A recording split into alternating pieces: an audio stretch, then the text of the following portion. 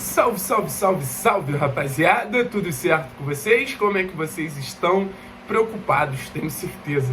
Essa reta final de temporada do Atlético vai ser uma reta final muito tensa para o torcedor que não vive essa questão da zona de rebaixamento há tanto tempo, tá desacostumado, muito pelo contrário, um Atlético que nas últimas temporadas ficou muito mais acostumado a brigar por títulos, mas essa temporada pelos erros da diretoria, mas essa temporada pelos erros que o clube cometeu das mais diversas formas, se encontra numa posição que é uma posição de brigar contra o rebaixamento, brigar para não estar na próxima segunda divisão.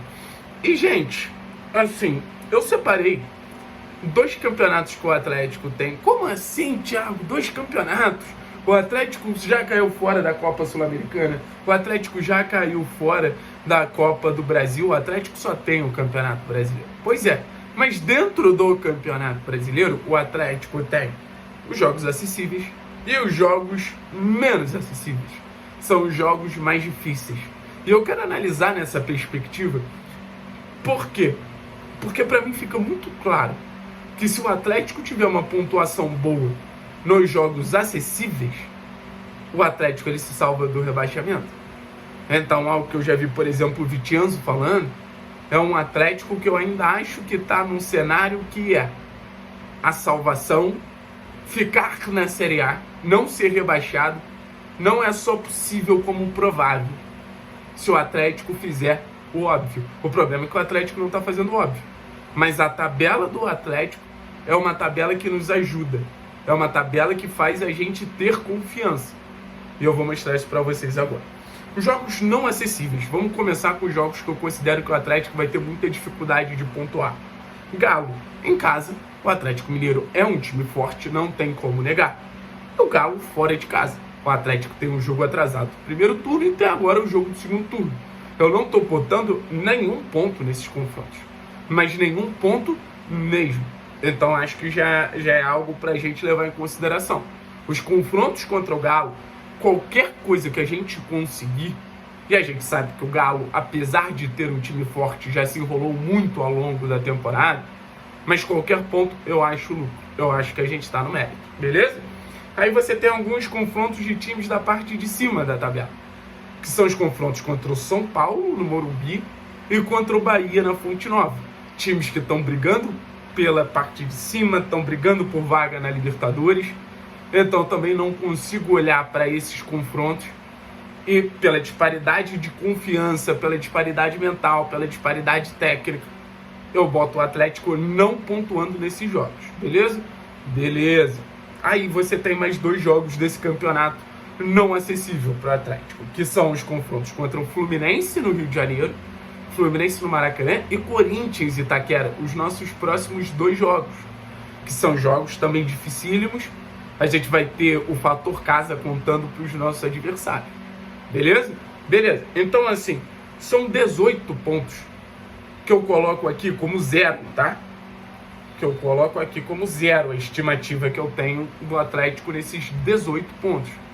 18 pontos de 33, a gente está falando mais de 50%. O que é um cenário que não vai fazer a gente fazer uma previsão ilusória. Não adianta eu chegar aqui e falar que o Atlético vai ganhar os 11 jogos.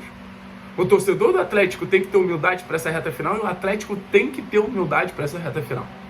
Porque se a gente perde do Corinthians, se a gente perde do Fluminense, joga a toalha, a gente tá ferrado. E a tendência é a gente perder esses 2 jogos. O Atlético ele não pode desistir, o Atlético tem que continuar remando. Porque o que o Atlético procura tá depois de Fluminense e Corinthians, que começam a ser os jogos acessíveis. Vitória em casa. Acessível. Vitória tá competindo, empatou legal com o Atlético Mineiro fora de casa, é um time chato, mas a gente tem que ganhar se a gente quiser ficar na primeira divisão. É um confronto diretaço. Atlético Goianiense, lanterna da competição, tem que ganhar. E olha que eu não gosto nem desse termo do tem que ganhar. Mas o Atlético, que acabou entrando numa briga contra o rebaixamento, vai enfrentar o Atlético Goianiense, que perde para todo mundo no campeonato e não ganha. Aí eu acho que é a resposta que a gente já vê indícios, mas a gente não bate martelo ainda. Mas para mim, a partir disso, fica muito claro esse cenário. Aí você tem a Red Bull Bragantino, um time que eu acho que, assim como o Atlético, tem alguma qualidade técnica, mas um time que emocionalmente eu acho que vai entrar legal nessa briga para não cair. Então também vejo um jogo acessível na Arena da Baixada, lembrando que o Atlético, mesmo em má fase no Campeonato Brasileiro, ganhou os 2 jogos do Bragantino no campeonato, na Copa do Brasil, né? Você vai ter o confronto contra o Cruzeiro, extremamente oscilante no campeonato, e você vai ter o confronto contra o Fluminense em casa. Então você vai ter 15 pontos aqui em disputa. Para mim, o Atlético tem que ganhar 4. Para mim, o Atlético tem que ganhar 4. Ou seja, dos 11, eu ainda vejo o campeonato do Atlético sendo um campeonato de 4 jogos. Se o Atlético ganha do Vitória, se o Atlético ganha do Atlético Goianiense, se o Atlético ganha do Red Bull Bragantino, se o Atlético ganha do Cruzeiro, eu acho que o Atlético ele não é rebaixado. É uma estimativa. Eu já vi matemáticos falando que o Atlético vai precisar de 45 pontos, eu já vi matemáticos falando que o Atlético vai precisar de 39 pontos. Eu acho que a partir do momento que você está nesse meio do caminho de 42 por aí, eu acho que você acaba se salvando. É uma balança. Você tem os jogos mais fortes de um lado, você tem os jogos menos fortes do outro. Se você consegue uma pontuação legal contra os times mais fortes, sei lá, supondo, o Atlético vai em Itaquera e ganha do Corinthians. Você tira a responsabilidade de confrontos diretos, como contra o Fluminense, Bragantino, Vitória, que vão ser confrontos diretos muito difíceis. Então o Atlético ele pode assim tirar pontos improváveis. Inclusive a gente está esperando que o Atlético tire pontos improváveis de algum adversário. Porque não é possível que a gente, nesses 18 pontos contra os 2 jogos contra a Galo, São Paulo, Bahia, Corinthians e Fluminense, a gente não pontue nada. Quer dizer, possível até é, mas enfim. Eu tô muito curioso para saber como vai ser o Atlético pós-protesto, tá? Eu acho que foi a primeira vez que os jogadores eles perceberam que a vida deles não é um morango. Eu tô muito curioso para entender como o Atlético vai voltar animicamente. Mas ainda é muito possível o Atlético ficar. Ainda é muito possível.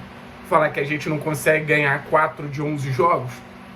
Falar que a gente não consegue ganhar de Vitória, Atlético Goianiense, Red Bull Bragantino e Cruzeiro. Eu acho que o Atlético tem total condição.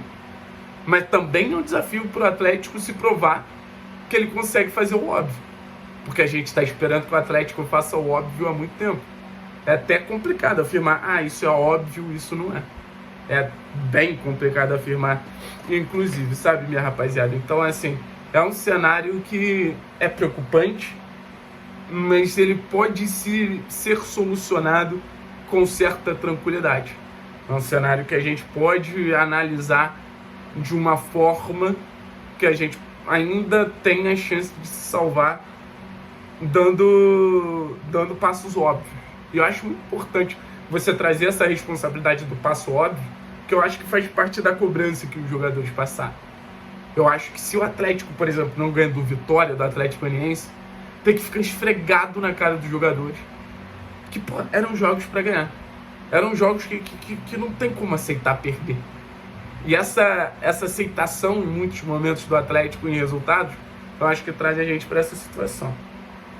Vamos ver o que essa reta final de temporada nos espera.